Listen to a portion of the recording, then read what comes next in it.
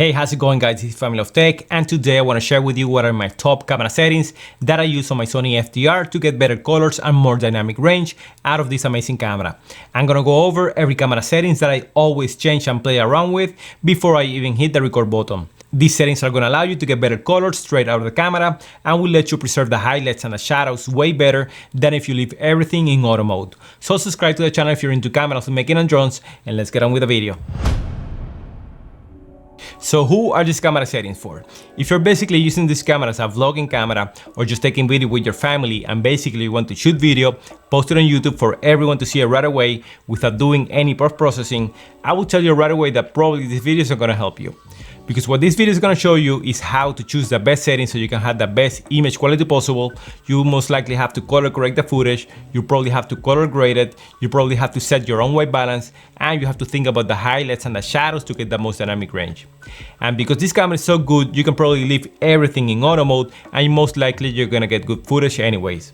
But for the people that want to get the most out of this camera, this is probably the video that you should be watching. So let's get on with the settings. Alright guys, so let's go into the menu settings. First, you always have to choose a resolution. I always shoot all my videos at 4K 24 frames per second at 100 megabits per second.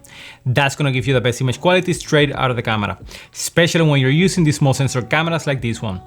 Look at this footage right here, comparing 4K footage at 100 megabits per second versus 1080p also at 100 megabits per second. You can see that image quality in 4K when I zoom in all the way to 200% is way better than 1080p with a better resolution as to be expected. So if your computer can handle 4K footage, try always choose 4K at 100 megabits per second. The next camera setting we gotta change is gonna be the auto exposure compensation.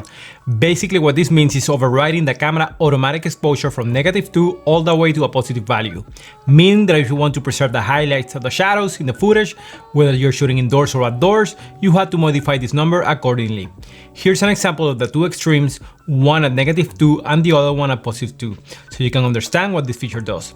I typically set my camera between 0.3 to 0.7 depending where I'm shooting, and that's usually gonna give me the best results because that's gonna help me preserve the details, especially in the shadow area. The next camera setting only applies if you're shooting underwater, and that's gonna be the scene mode. Here you have two options. Normal, which is used for your normal outdoor activities, and the underwater mode, which is a fish icon that you see here. This setting is gonna be useful for a shot like this one, where I was swimming underwater, because it accentuates the red color that tends to disappear underwater. So if you're gonna go scuba diving, for example, and you want to get better colors, make sure that you change the scene mode to underwater mode. The next setting is gonna be the white balance. That camera comes straight out of the box, set as auto white balance. But this is something that you should avoid using if you can. If you're planning on doing more professional looking footage, you should always set the white balance yourself. And in this camera it's super easy to do using one of these color checkers or a gray card. Links are gonna be down below. And that is something that is gonna give you a perfect white balance and color every time. To select a custom white balance, you have to choose this setting right here, put a gray card in front of the camera, select enter, and that's it. The camera will do everything for you. Just as simple as that.